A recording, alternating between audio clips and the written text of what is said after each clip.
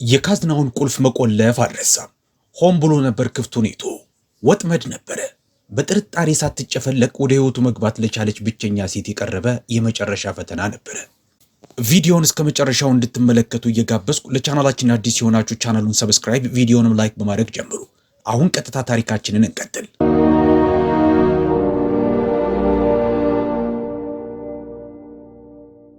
ጁሊያን ካርተር የዚህን ያህል ዝምተኛና ጨካኝ ሰው አልነበረም። በኤሊት የቢዝነስ ሰርክሎች ውስጥ ስሙ ሚዛን የሚያነሳበት ጊዜ ነበረ። ስሙ በወርቅ ቅብ ሳህኖች ላይ በክብር የተቀረጸ፣ በትልልቅ የቦርድ ክፍሎች የሚነገር፣ በፎርበስ መጽሔት ላይ ርዕስ ሆኖ የሚወጣ ሰው ነበረ። በአንድ ወቅት ግዙፎቹ ኩባንያዎችን ይፎካከር የነበረ የመርከብ አገልግሎት የሚሰጥ ኢምፓየር ኋላ ያለ ድምፅ ነበረ። ያ ኃያልና አዛዥ የነበረ ድምፅ አሁን በስቃይ በክህደትና በመራር ትምህርቶች ደለል ስር ተቀብሯል። አሁን ገና በ40 ዓመቱ ጁሊያን የሚያምነው ብቸኛ ጓደኛው ጸጥታውን፣ ዝምታውን ነበረ። ዝምታ አያታልልም፣ ዝምታ አይለምንም፣ ከሁሉም በላይ ደግሞ ዝምታ አይዋሽም። በሳቫና ጆርጂያ ከከተማ ወጣ ብሎ በሚገኝ ትልቅ ርስት ውስጥ ነው የሚኖረው። የእብነ በረድ ወለሎች፣ የብረት በሮችና አንድ ሰው ራሱን ለማጣት የሚበቁ ያህል ክፍሎች ባሉት በቀይ ጡብ በተሰራ ባለማማ ህንፃ ውስጥ ይኖራል። ህንፃው 26 ክፍሎች፣ 16 ድብቅ ካሜራዎችና በግድግዳዎቹ ላይ የተበታተኑ 3 ድንገተኛ አላርሞች ወይም የማስጠንቀቂያ ደውሎች ተገጥመውበታል። ግን በህንፃው ውስጥ ከራሱ የእግር ኮቴ ውጭ ሌላ የሚሰማ ድምፅ አልነበረም። የአካባቢው ነዋሪዎች የተለያዩ ታሪኮችን ያንሾካሾካሉ። ሰዎችን የመጠርጠርና ያለማመን ባህሪ ተጠቂ ነው። ሁሉ ሰው ጠላት ነው ብሎ የሚያሳስብ የአእምሮ በሽተኛ፣ ከሰው የማይገጥም መሃል ወጥና አደገኛ እያሉ ይጠሩታል። አትክልተኛውን ብዙ ጥያቄዎችን በመጠየቁ ብቻ ከስራው አባሮታል። ለምን ይህን እንዳደረገ ትክክለኛ ምክንያቱን የሚያውቅ የለም። ወንድ ልጁ የቤተሰቡን ርስት ሰርቆ ለመቆጣጠር ሲል ብቻ አእምሮ ልክ ያልሆነ ንክ ሰው ነው ብሎ በፍርድ ቤት ሊያሳውጅ ሞክሮ እንደነበረ አያውቁም። ሴት ልጁ ጥላለት የሄደችውን ባዶ የሂሳብ አካውንት አላዩም። ነጎድጓድ በሚሰማ ጊዜ ሁሉ ጥምጥም ትልበት የነበረችዋ ልጁ። የግል ዶክተሩ የሚልክለትን በፎርጅድ የተሰራ የሕክምና ወጪዎችን አላነበቡም እነሱ። በአንድ ወቅት እንደ ወንድሙ ያምነው ከነበረው ሰው ዘንድ የሚላክለትን የተጭበረበረ የሕክምና ወጪ። ጁሊያን በከባድ መንገድ ነበር የተማረው። ሰዎች ውሸት ብቻ አይዋሹም። ይጠብቃሉ፣ ይመለከታሉ፣ ያሴራሉ። ይህን ሁሉ ደግሞ የሚያደርጉት ፊትህን እያዩ ፈገግ እያሉ ነው። በአንድ ወቅት ህይወት ሞቅና ሸብረቅ ብላ በነበረች ጊዜ ሚስቱ ግሬስ አብራው ትኖር ነበረ። ይህንን ቀዝቃዛ ህንፃ ቤት እንዲመስል የምታደርገዋ ብቸኛዋ ሴት እርሷ ነበረች። በኮሪደሩ መተላለፊያዎች ላይ የሚቀመጡትን የዱር አበባዎች ተወዳቸው ነበር። አየሩንም በቁርንፍድ በሚጋገሩ ዳቦዎች ጠረን ትሞላው ነበረ። ግን ካንሰር ቀስ በቀስ ሰርቋት ሄደ። የእርሷን መሄድ ተከትሎም በጁሊያን ህይወት ውስጥ የቀረችው የመጨረሻዋ ቀለምም አብራ ሄደች። ከዛ ጊዜ ጀምሮም ቤቱ መቃብር ሆነ። ደግሞም አስቀብቶት አያውቅም። ከቤተ መጻሕፍቱ በስተቀር የእርሷን ዕቃዎች አንቀሳቅሶ አያውቅም። ቤተ መጻሕፍቱ የምትወደው ክፍሏ ነበረ። ንጹሕ የማይነካና ቅዱስ ስፍራ አድርጎ ጠብቆታል። ምክንያቱም በሰዎች ማመን ቢያቆምም እንኳ እርሷን ማፍቀሩን ግን አቁሞ አያውቅም ነበርና ነው። የጁሊያን ቀናቶች ጥብቅ የሆኑ የዕለት ተዕለት ተግባሮችን የተከተሉ ናቸው። 12 ሰዓት ሲል ቡና ይጠጣል። 12 ሰዓት ተኩል ሲል ከተፈጨ አጃ የተሰራ ምግብ ይመገባል። አጭር ኢሜሎችን ቼክ ያደርጋል። ይህን ተከትሎ ለረዥም ሰዓታት ብቻውን ተገልሎ በመቀመጥ ጸጥ ባለው የመከታተያ ስክሪኖች ላይ ያፈጣል። ከዛም የተላኩለትን እያንዳንዱን የአፕል ፍሬዎች መርዝ የያዙ ይመስል በጥንቃቄ ይመረምራቸዋል። በአንድ ወቅት ዓለም አቀፍ የንግድ መስመሮችን ይቆጣጠር የነበረው ይህ ሰው አሁን ሁሉን በሚጠራጠር የግንብ ቤት ውስጥ እስረኛ ሆኖ ይኖራል። ለሳምንታቶች ያህል ከማንም ሰው ጋር ንግግር አላደረገም። ቢያንስ በፈቃዱ አላደረገም። ምግቦች ፊታቸው በማይታይ አድራሾች ይመጣለታል። የጽዳት ሰራተኞች፣ የቤት አያያዝ ባለሙያዎች እየመጡ ይሄዳሉ። ብዙዎቹም በሆነ በማይታይ ትንሽ ጥፋት ሳቢያ ከመልቀቃቸው ወይም ከመባረራቸው በፊት ጥቂት ቀናቶችን ያህል ብቻ ቢቆዩ ነው። ከዛም ሲነጋ ደግሜ ወስነዋለሁ ብሎ ፈጽሞ አስቦት የማያውቀውን ውሳኔ ወሰነ። እርዳታ አስፈልጎት ነበረ። ጤናው እየተዛባ ነበረ። በአንድ ወቅት ብርቱ ጠንካራ የነበረው ሰውነቱ አሁን በድካም እየተንቀጠቀጠ ነው። በአትላንታ ወደሚገኝ የሰው ኃይል አቅራቢ ኤጀንሲ ስልክ ደወለና ፍላጎቱን በዝርዝር ሰጣቸው። ከብዙዎቹ የሥራ ማመልከቻዎች የረዘመ ዝርዝር ነበረ። የወንጀል ታሪክ የሌለባት፣ ሶሻል ሚዲያ የማትጠቀም፣ በትንንሽ ወሬዎችና አሉባልታዎች ላይ ፍላጎት የሌላት፣ ስለማያገባት ነገር የማወቅ ጉጉት የሌላት፣ ጥያቄ የማትጠይቅ በሚል ፍላጎቱን በዝርዝር አስረዳቸው። የሶስት ሰዎችን ፕሮፋይል ላኩለት። የመጀመሪያዎቹን ሁለቱን በሰከንድ ውስጥ አስወገዳቸው። ሶስተኛዋ አይኑን ያዘችው። ስሟ ዛሪያ ብሩክስ ይባላል። ዕድሜ 27፣ ዝምተኛ፣ ሐቀኛ፣ እቅጯን የምትናገር ስርዓት ያላት ይላል። በተጨማሪም ፋይሏ በትርፍ ሳይሆን በዓላማ የምትመራ ይላል። ይህም ባነበበ ጊዜ አሽካካ። የዚህ አይነት ቃላቶች ብዙውን ጊዜ ትርጉም የለሽ ናቸው። ግን አንድ ነገር ቆም እንዲል አደረገው። ማክሰኞ ዕለት ጠዋት የደህንነት ስክሪኑን ሲመለከት አንዲት ቀጭን ሸንቃጣ ሴት ከአንድ ከገረጣ የከተማ አውቶቡስ ላይ ወርዳ ቀጥ ብላ ወደፊት በሩ ስትጓዝ ተመለከተ። ሜካፕ የላትም፣ ጌጣጌጥም አላደረገችም። የተረጋጋ አቋምና ፍንክች ያላሉ አይኖች ብቻ ያላት ሴት ናት። በሩን ሲከፍትላት በግድም ፈገግ ወይም በድንጋጤ የባጤ ቆጡን አላወራችም። ከጭንቅላቷ ትንሽ ጎንበስ በማለት እጅ ነሳች። ከዛም ለመግባት የእርሱን ፈቃድ ጠበቀች። ምናልባት ወሰኖችን ማክበር እንዳለባት የተረዳችበት የመጀመሪያው ምልክት ነበረ። ውስጥ ወደ ቀዝቃዛውና አቧራ ወደ ጠጣው የእንግዳ መቀበያ ክፍል ወደሚገኘው ከፋይ ሶፋ እየመራ ወሰዳት። መናገር ከመቻሉ በፊት ዛሪያ ጥያቄ ጠየቀች። ቤተ መጽሐፍቱን መደርደሪያውን ብቻ ነው ማጽዳት የሚገባኝ ወይስ መጽሐፎቹንም በቁመት እንድሰድራቸው ትፈልጋለህ? በማለት ቅዝቅዝ አለ። ብዙዎቹ አመልካቾች ስለ እረፍት ቀናቸው ነው የሚጠይቁት። አንዳቸውም እንኳ በዚህ ልክ በዝርዝር ጠይቀው አያውቁም። በዚህ ልክ በአክብሮት ጠይቀውት አያውቁም። አቧራውን ማጽዳት ብቻ ሲል ጁሊያን ከአፍታ ቆይታ በኋላ መለሰ። ሁሉም ነገር ባለበት ሁኔታ እንዳለው ይቆይ። ጭንቅላቷን በአዎንታ በመነቅነቅ በትንሽ ማስታወሻ ደብተሯ ላይ ኖት ያዘች። ከዛም እቅጭ ያለ ሙያዊ ጥያቄዎችን መጠየቅ ቀጠለች። አንዴም እንኳ ተሳስታ ስላለፈው ታሪኩ፣ ስለ ቤተሰቡ ወይም ስለ ሀብቱ አልጠየቀችውም። በሄደችም ጊዜ ጁሊያን በመንገዱ ላይ የሚሄደው ጥላዋ ላይ አፍጥጦ ቀረ። ይህ በዓመታት ውስጥ ለመጀመሪያ ጊዜ ነበር ሰው የድንጋጤ ስሜትን ሳይቀሰቅስ ወደ ቤቱ ሲገባ። ነገር ግን ይህ ማለት ያምናታል ማለት አይደለም። ማንም ሰው ሳይፈተን ወደ ጁሊያን ካርተር ሕይወት አይገባም። በማግስቱ ጠዋት ዛሪያ ለመጀመሪያ ቀን ስራዋ ከመምጣቷ በፊት ጁሊያን ብቻውን በቤቱ በስተምስራቅ ክንፍ ካለ መጨረሻ በር ፊት ለፊት ቆሟል። ማንም ሰው ወደዚህ ክፍል ገብቶ አያውቅም። ከበሩ ኋላ የግል ካዝናው ክፍል አለ። በካዝናውም ውስጥ የታሸጉ ገንዘቦች፣ የወርቅ ሳንቲሞች፣ የዕንቁ ማስቀመጫ ሳጥኖች፣ የቆዩ የንብረት ውሎችን ይዟል። እናም አንድ የተጠቀለለ ቁራጭ ወረቀት በላዩ ላይ የካዝናውን ኮድ የያዘ ጠረጴዛው ላይ በግዴለሽነት ስህተት እንደተጣለ ተደርጎ ተቀምጧል። ከባዱን የካዝናውን በር በትንሹ ከፍቶታል። ሁሉም የታሰበበትና የታቀደ ነበረ። የሚፈታተን፣ የሚያጓጓና የሚያስጎመዥ እንዲመስል ተደርጎ የተዘጋጀ ፈተና። ከዛም ጁሊያን ወደ መቆጣጠሪያ ክፍሉ ተመልሶ በመግባት ከቆዳ የተሰራው ወንበር ላይ ተቀመጠ። እየጠበቀ የልብ ምቱ ጎላ ብሎ ያስተጋባል። ከደህንነት መሳሪያዎቹ ከሚወጣው ድምፅን በበለጠ። ልክ 2 ሰዓት ሲል ዛሪያ ወደ ቤቱ ገባች። ከዛም ቀጥታ ወደ ስራዋ ሄደች። መደርደሪያዎቹ ላይ ያሉ አቧራዎችን አራገፈች። ትራሶቹን አስተካከለች።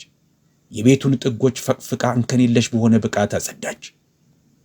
ከሰዓት በላይ ለሚሆን ጊዜ ስትሰራ ምንም አይነት የማመንታት ምልክት አላሳየችም። በየክፍሉ ወዳሉት ውድ ዕቃዎች አንዴ እንኳ ቀና ብላ አልተመለከተችም።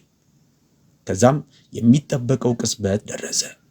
ወደ ቤቱ ምስራቅ ክንፍ አቀናች። ጁሊያን ስክሪኑን ለማየት ወደፊት አሰገገ። የተከፈተው በር ጋር ስትደርስ ቆም አለች። ገንዘቡን አየችው። ቅዝቅዝ አለች። እጇ ተንቀጠቀጠ። መንጋጭላውን ይዞ ተመለከተ። ወደ ውስጥ እንደምትገባ እርግጠኛ ነበረ። ግን ዛሪያ አልተንቀሳቀሰችም። ይልቁንም ቀስ በቀስ ስልኳን አወጣችና ወደ ኮሪደሩ በመመለስ ደወለች። ጁሊያን ከንፈሯን አነበበ። ለጸሐፊው እየደወለች ነበረ። ተረጋግታ የተከፈተ ካዝና መኖሩን ሪፖርት አደረገች። ከዛም መዝጋት እንደሚገባት ወይም ትዕዛዝ እስኪሰጣት መጠበቅ እንዳለባት ጠየቀች። ለመጀመሪያ ጊዜ በዓመታት ውስጥ የጁሊያን አይኖች ሰፍተው ተመለከቱ። በፍርሃት ሳይሆን ይልቁንም በመደነቅ። የሆነ ሰው ፈተናውን አልፎ ነበረ። ግን አሁንም ጥንቃቄ ማድረጉን አልተወም። ሰዎች ጫና ሲበዛባቸው እንደሚለወጡ ለራሱ አስታወሰ። ሽልማቱ ትልቅ እስኪሆን ድረስ ያስመስላሉ። ካፍታ በኋላ የዛሪያ ስልክ በድጋሚ ጠራ። ከእናቷ ዘንድ ነበር የተደወለላት። የፊቷ ገጽታ ወዲያውኑ ተቀየረ። ጁሊያን የፊት ገጽታዋን አቅርቦ ተመለከተው። ቃላቶችን ሲያወጡ ከንፈሯ ይንቀጠቀጡ ነበር። በሌላኛው ጠርዝ የእናቷ ድምፅ እየተንቀጠቀጠ ነው። የቤተሰቡ የሸቀጣሸቀጥ መደብር ብቸኛው የገቢ ምንጫቸው በሳምንቱ መጨረሻ $38,000 ካልከፈሉ ሊዘጋ ነው። ዛሪያ አዳመጠች። በዓይኖቿ ላይ እንባ ቀረሩ። ለእናቷ መንገድ እንደምታገኝ ቃል ገባችላት። ከዛም ስልኩን ዘግታ የተከፈተው ካዝና ላይ አፈጠጠች። ዛሪያ ኮሪዶሩ ላይ ደርቃና ቅዝቅዝ ብላ ቆማለች። የካዝናው በር ገርበብ እንዳለ ነው። ድምፁን አጥፍቶ እየተፈታተናት ነው። አንድ እርምጃ ወደፊት ብትሄድ፣ አንድ እፍኝ ገንዘብ ብታፍስ የቤተሰቡ አጠቃላይ የወደፊት ዕጣ ፈንታ ሊድን ይችላል። ጥቂት ጥቅሎች ቢጠፉ ከዛ ሁሉ ሀብት ውስጥ ማንም ልብ ሊል አይችልም። ጁሊያን ቢሊኒየር ነው፣ እርሷ ደግሞ ተራ የቤት ሰራተኛ። ልቧ በብርቱ መምታት ጀመረ። ሐሳብ ጭንቅላቷን ጨምድዶ ያዘው። ከዛም ቆመ። ዛሪያ አይኖቿን ጨፈነች። ከዛም ረጅም የሚንቀጠቀጥ ትንፋሽ ሳበች። ይህ የእርሷ ባህሪ አይደለም። ወላጆቿ በሐቀኝነት ነው ያሳደጓት እንጂ ማንኛውንም ዋጋ ከፍለሽ ኑሪ በሚል መርህ አላሳደጓትም። ቀስ በቀስ ከጋዝናዋ አጠገብ ካለው ጠረጴዛ ላይ ወዳለው ቁራጭ ወረቀት እጇን ላከች።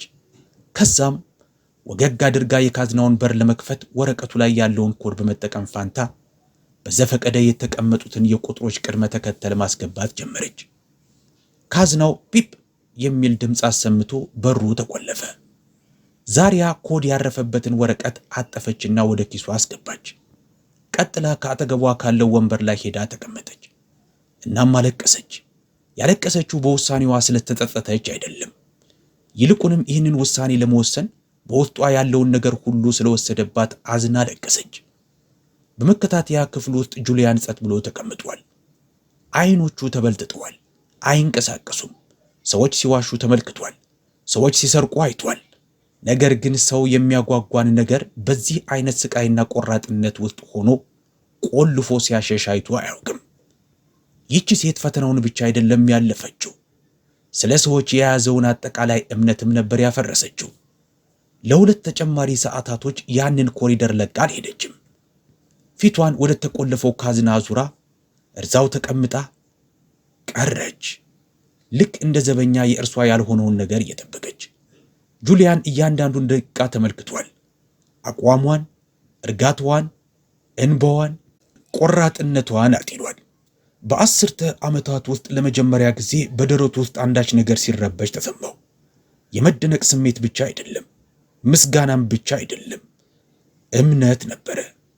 ሰዓቱ 12 ሰዓት መሆኑን ሲያበስር ጁሊያን በመጨረሻ ከመከታተያ ክፍሉ ውስጥ ተነሳ። ለመጀመሪያ ጊዜ በዓመታት ውስጥ እርምጃው ቀለል አለው። ቀስ እያለ ደረጃውን ወረደ። ሆን ብሎ እየመጣ መሆኑ እንዲሰማት የእግር ኮቴው እንዲያስተጋባ በማድረግ ነበር የሚራመደው። ልክ ወደ ኮሪደሩ መተላለፊያው እንደገባ ዛሪያ ከተቀመጠችበት ተነስታ ቆመች። ፊቷ ላይ የሚታየውን የድካም ስሜት ጠረገች። ነገር ግን ከአፍታ በፊት የተቋቋመችውን ነገር ጥልቀት መደበቅ አልቻለችም። ጁሊያን ለረጅም በዝምታ የተሞሉ ደቂቃዎች አተኩሮ ተመለከታት። አሁንም እዚህ አለሽ እንዴ? አላት በለሆሳስ ድምፅ። ዛሪያ ትንፋሽ ሳበች። ካዝናው መከፈቱን ልብ አልኩና ለጸሐፊ ደወልኩላት። ከዛም ምንም ነገር አለመፈጠሩን ለማረጋገጥ ስል ቆየው። ጁሊያን ወዲያውኑ ጭንቅላቱን ነቀነቀ። አውቃለሁ አላት። ቅንድቧ ተኮማተረ። ታውቅ ነበረ? ሁሉንም ነገር አይቻለሁ ሲል አመነላት። በመላው ቤት ውስጥ ካሜራዎች ተገጥመዋል። እንዴት እንደተቆጣጠርሽው ሁኔታውን አይቻለሁ። በመሃላቸው ዝምታ ሰፈነ። ዛሪያ ወደ ታች ተመለከተች። ተበሳጭታለች፣ ምናልባትም ተክዳለች። ግን ቀና ስትል ድምጿ ተረጋግቶ ነበረ። ይገባኛል፣ ይህ ያንተ ቤት ነው። ቤትህን የመጠበቅ መብት አለ። ጁሊያን ቀረባት። ከዛም ወደ ኪሱ ገብቶ የታሸገ ኢንቨሎፕ አወጣና ሰጣት። በውስጡ $50,000 ቼክ አለው። ይህ ያንቺ ነው፣ የሚገባሽ ነው አላት። ዛሪያ ቼኩን ተመለከተች። ከዛም መለሰችለት። ረጋ አድርጋ ወደ እጁ ገፋ አደረገችለት። ይህንን መቀበል አልችልም አለች። ትክክለኛ የሆነውን ነገር ማድረግ በገንዘብ የሚያሸልም ነገር መሆን አይገባውም። ያደረግኩት ነገር ማንም ሊያደርገው የሚችለውን ነገር ነው። ጁሊያን በጣም ተደነቀ። ለዓመታት ሁሉም ሰው የዋጋ ተመን አለው ብሎ ያምን ነበረ። ነገር ግን ይቺውትና የተሰጣትን ትንሽ ሀብት በጸጋ እየመለሰች ያለች ሴት ረጋ ብሎ ጠየቃት። ለምን እንደዚህ ትሆኛለሽ? ዛሪያ አመነታች። ከዛም በመጨረሻ እውነቱን አፈረጠችው። ከዓመታት በፊት የአጎቴ ልጅ ቀዶ ጥገና ማድረግ አስፈልገውት ነበረ። እኛ ደግሞ ክፍያውን መፈጸም አልቻልንም። ለቀዶ ጥገናው አንድ ስሙ እንዲጠቀስ ያልፈለገ ለጋስ ሰው ክፍያውን ፈጸመልን። የሰውየውን ማንነት አላወቅንም ነበረ። ነገር ግን ለሥራ ሳመለክት በሆስፒታሉ ለጋሶች ዝርዝር ውስጥ ስምህን አውቀው ነበረ። አንተ መሆንህን አውቄ ነበረ። ለዛ ነው ለማገልገል እንጂ ለመውሰድ አልመጣሁም። የጁሊያን ልብ ቀጥ ብላ ቆመች። ያንን ልግስና ማድረጉን ያስታውሳል። በዚህ ተግባሩ ልቡ የሚነካ ሰው ይገጥመኛል ብሎ አስቦ ግን አያውቅም። አሁን ከፊቱ የቆመችው ሴት ያምንበት የነበራቸውን ነገሮች ሁሉ ያስታወሰችው ሴት ናት። ከዚህ በኋላ ብዙ አልተናገርም። ወደ ዴስኩ ዝም ብሎ ሄደ። ከዛም በቆዳ የተጠቀለለ የፋይል መያዣ ጎትቶ በማውጣት ሰጣት። ይህ የዊንተር ባለ አደራ ፋውንዴሽን ፋይል ነው። ለዓመታት እስካሁን ድረስ እንዲያስተዳድረው የማምነው ሰው ማግኘት አልቻልኩም ነበረ። አንቺ እንድትመሪው ፈልጋለሁ። ዛሪያ አፈጠጠችበት። ግራ ተጋባች። እኔ እኮ የቤት ሰራተኛ ነኝ አለችው። አይደለሽም አለ። ሰው መሆን ማለት ምን ማለት እንደሆነ ያስታወሽኝ ብቸኛ ሰው ነሽ አንቺ። ፎልደሩን ወሰደች። እጇ እየተንቀጠቀጠ ነው። በዛ ቅጽበት ሁለቱም አንዳች ኃያል የሆነ ነገር ተገነዘቡ። ቤተሰብ በደም አይገነባም፣ በእምነት ይገነባል እንጂ። ልክ እንደዚህ የታማኝነት ፈተናን ያለፈን የምታውቁት ሰው ወይም ገጠመኝ ካለ በኮሜንት ላይ ጻፉልን። ታሪካችሁን መስማት እንፈልጋለን። ይህ ታሪክ ልባችሁን ከነካውም ላይክ አድርጉ። ዛሬ ተስፋ ለሚያስፈልገው ሰው አጋሩት። ለሌሎች ግብረገባዊ እውነተኛና ኃያል ታሪኮች እንደዚሁም በሰው ልጅ ላይ ያላችሁን እምነት ለሚመልሱ ታሪኮች ቻናሉን ሰብስክራይብ አድርጉ። ይህንን ቪዲዮ እስከ መጨረሻው ድረስ ያያችሁም ጨርሰነዋል በማለት በኮሜንት ላይ ጻፉልን። ከየት ሆናችሁ እንደምትከታተሉንም አሳውቁን። ስለምትከታተሉ እናመሰግናለን። በሌላ ቪዲዮ እስከምንገናኝ መልካም ጊዜ